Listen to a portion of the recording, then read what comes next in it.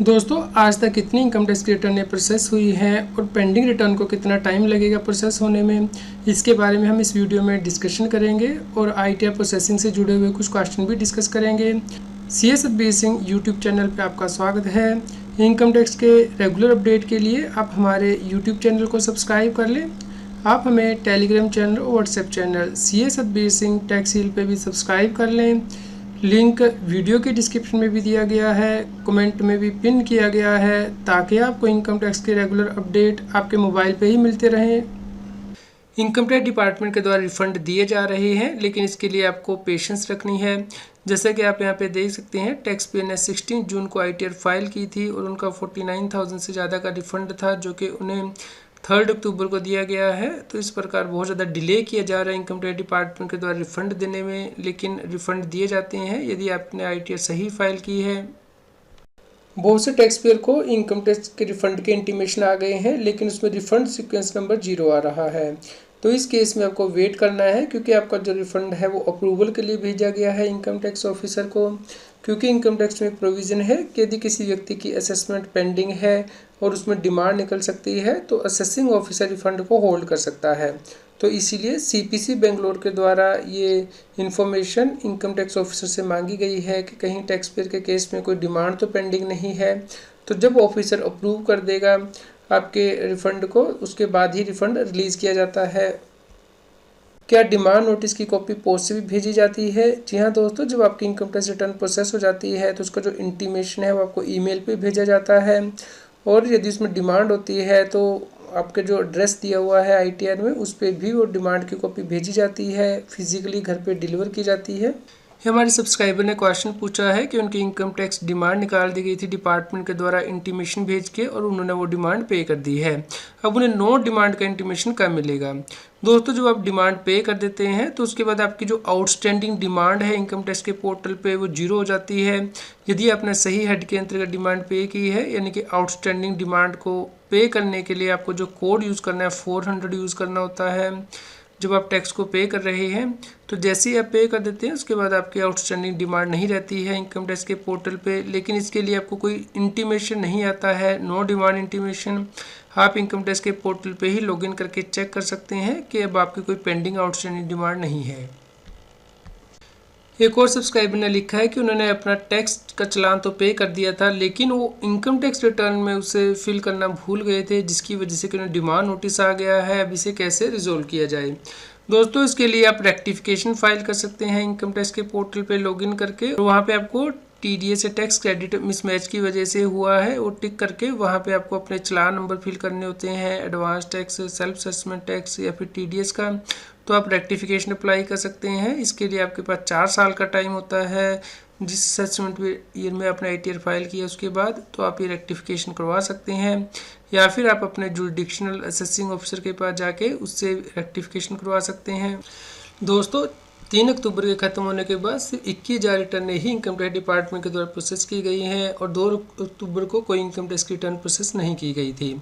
तो आप इस प्रकार यहाँ पे देख सकते हैं कि डेली कितनी इनकम टैक्स की रिटर्नें प्रोसेस की जा रही हैं इनकम टैक्स डिपार्टमेंट के द्वारा। तो आप देखते हैं कि पिछले 45 दिनों में 2 करोड़ 14 लाख इनकम टैक्स की रिटर्नें प्रोसेस की गई हैं। तो इस प्रकार एक दिन में जो एवरेज नंबर ऑफ रिटर्नें प्रोसेस की जाती हैं बहुत ज़्यादा कम हो चुकी हैं। तो पेंडिंग रिटर्नों को प्रोसेस होने में बहुत ज़्यादा टाइम लगेगा।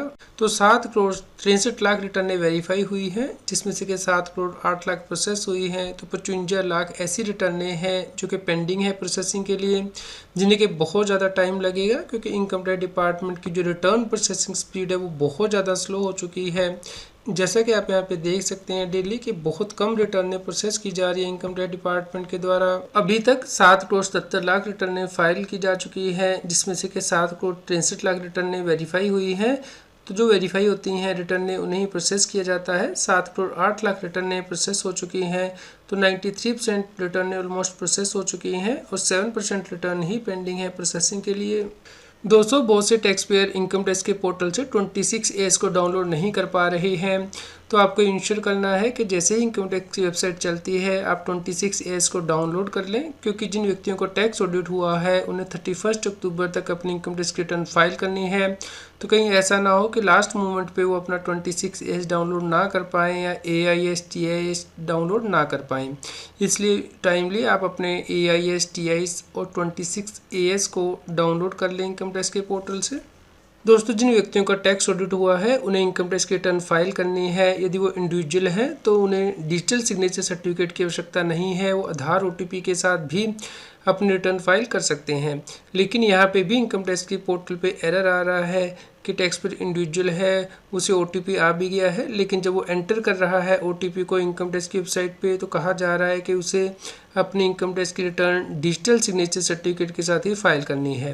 तो यदि आपको इस प्रकार की एरर आती है तो आपको स्क्रीनशॉट लेना है और इनकम टैक्स डिपार्टमेंट के हेल्प डेस्क पे भेजना है ईमेल ID पे और इसे रिजोल्व करवाना है। यहाँ पे DSC कंपलसरी नहीं है इंडिविजुअल के लिए। यदि उसका टैक्स ऑडिट हुआ है तो वो अदर मोड से भी अपनी रिटर्न को फाइल कर सकता है, वेरीफाई कर सकता है। दोस्तों, टैक्स ऑडिट कराने के लिए जो डेट है वो एक्सटेंड हो चुकी है 7 अक्टूबर तक, लेकिन जब आप इनकम टैक्स पोर्टल की ऑनलाइन यूटिलिटी को यूज़ करते हैं फॉर्म 3CB 3CD को फाइल करने के लिए तो वो काम नहीं कर रहा है। यहाँ पे देखिए पैन नंबर जो वो असाइन किया हुआ है क्लाइंट के द्वारा चार्टर अकाउंटेंट को, लेकिन फिर भी यहाँ पे charter accountant online form 3CB 3CD fill नहीं कर पा रहा है। तो आप ऑफलाइन यूटिलिटी का यूज़ कीजिए इस केस में या फिर थर्ड पार्टी सॉफ्टवेयर का, ताकि आप टाइमली टैक्स ऑडिट को कंप्लीट कर पाएँ। गवर्नमेंट के द्वारा डायरेक्ट टैक्स विवाद से विश्वास स्कीम का फॉर्म ऑनलाइन उपलब्ध करा दिया गया है इनकम टैक्स की वेबसाइट पे, लेकिन ये फॉर्म सबमिट नहीं हो पा रहा है।